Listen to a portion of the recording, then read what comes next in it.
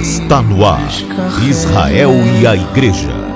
A reconexão indispensável para o tempo do fim. Bem, hoje nós vamos falar sobre uma profecia do próprio Jesus, que simplesmente foi esquecida. E a primeira coisa que nós queremos dizer a vocês é que não percam a parte final desse estudo, porque é exatamente no final que vem a parte mais importante e exatamente as palavras proféticas de Jesus que ainda não se cumpriram. Em um vídeo anterior, nós citamos um texto de Jesus falando para a multidão que o seguia e aos seus discípulos, depois de enumerar um sem número de atitudes erradas a um grupo de escribas, fariseus, e Jesus se referiu a eles como raça de víboras, guias cegos, hipócritas, e Jesus finalizou o seu discurso expressando uma das suas maiores lamentações, um lamento assim profundamente triste mesmo de Jesus nessa ocasião. Portanto, esse é o contexto da indignação de Jesus e o seu consequente lamento.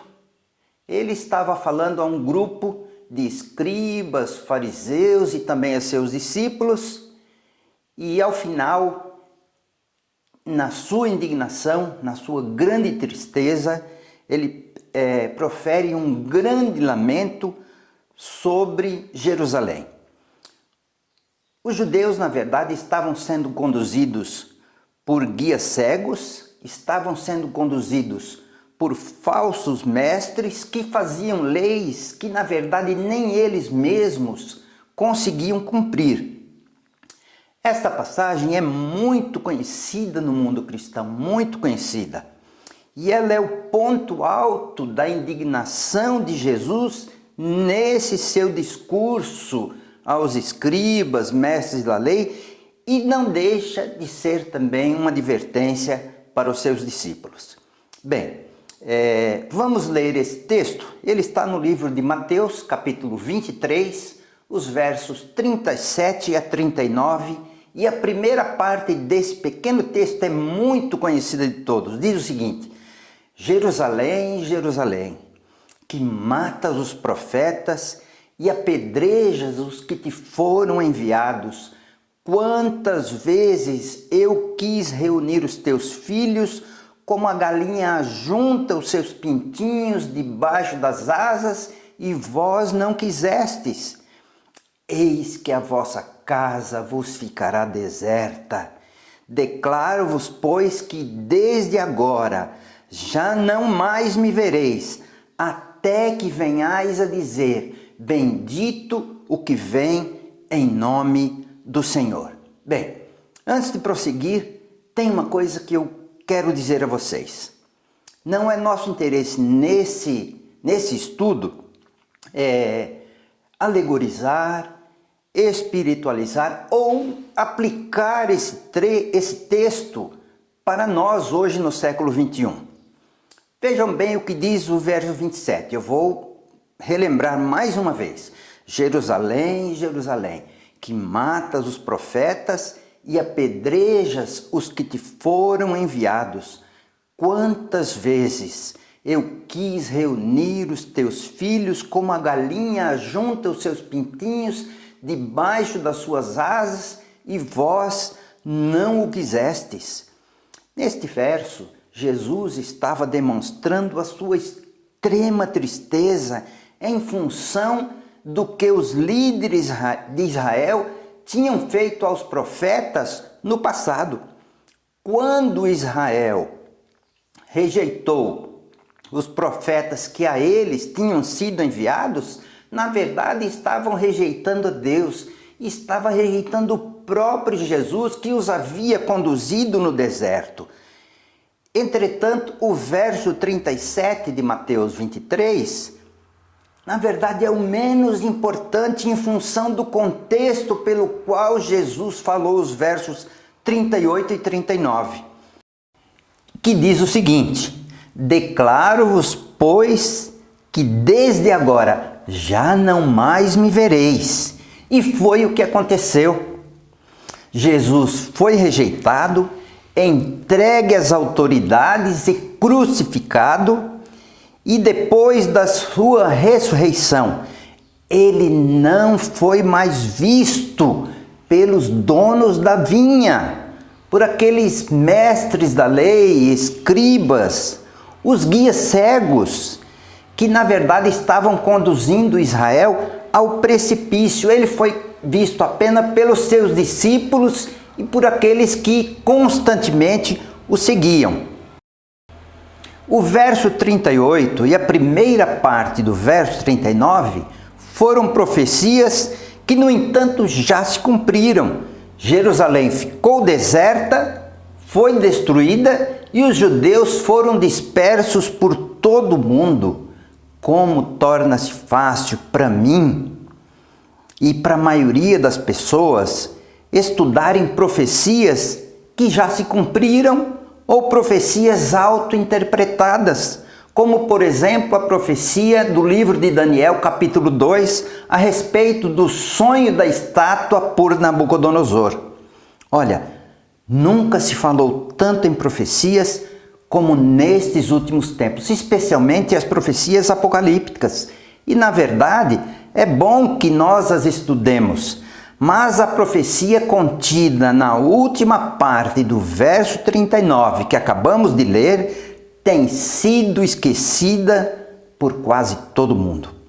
O fato de que Israel não mais veria Jesus e de que Jerusalém seria destruída é um prelúdio para o final do verso 39, que começa com um advérbio de tempo, e isso faz toda a diferença, que diz o seguinte: já não mais me vereis, até que, ou seja, por quanto tempo ou até quando Jesus não se daria a conhecer como o Messias prometido nas Escrituras. Verso 39, última parte, diz exatamente o seguinte: até que venhais a dizer, bendito o que vem em nome do Senhor. Se isto não é uma profecia, eu não sei mais o que dizer a vocês a respeito deste verso. Mas o fato é que os judeus só voltariam a ver a Jesus. E aqui fica claro que ele se refere ao seu retorno, quando um pouco antes da sua volta, os judeus começariam a reconhecer a Jesus como o Messias e Salvador, mas só que desta vez como Rei dos Reis e Senhor dos Senhores quando ele voltar. Bem, 2000 anos se passaram desde que estas palavras foram ditas por Jesus aos seus irmãos judeus, que foram dispersos entre as nações em cumprimento às suas próprias palavras. Durante estes quase 20 séculos, os sinais de que Israel, o povo de Deus, tenha se voltado para Jesus, reconhecendo como o Messias prometido profeticamente por Moisés, esses sinais têm sido mínimos, mas as coisas estão mudando. Nos últimos 30 anos, milhares de judeus por todo o mundo estão efetivamente dizendo, bendito o que vem em nome do Senhor, na medida em que o aceitam como o Messias prometido e como o Rei de Israel. Mas não tem sido fácil para os judeus que hoje creem em Jesus e o aceitam como Messias. Eles são chamados de judeus messiânicos. O retorno de milhares de judeus para Jesus não será uma obra minha nem sua. Esta techuvá, este retorno dos judeus a Jesus, será uma obra do Espírito de Deus. No livro A Unção de Israel, que eu tenho aqui, eu quero mostrar para vocês, é um livro de Sandra Teplinsky. Na página 131, ela diz o seguinte: a salvação dos judeus em larga escala aterroriza o inimigo. Por quê? Porque ela, a salvação dos judeus, anuncia a volta de Jesus. O príncipe deste mundo não tem nenhum interesse em que a profecia de Mateus 23:39 se cumpra. Porque na medida em que isto acontecer, o dia da volta de Jesus estará se aproximando ainda mais. Ele, o príncipe deste mundo, fará o possível para manter Israel afastado de Jesus. Ele sabe que um grande contingente de judeus irão reconhecer e aceitar a Jesus como Messias e como Salvador, e que ele voltará. Por isso ele fará tudo para impedir que os judeus reconheçam a Jesus como Messias.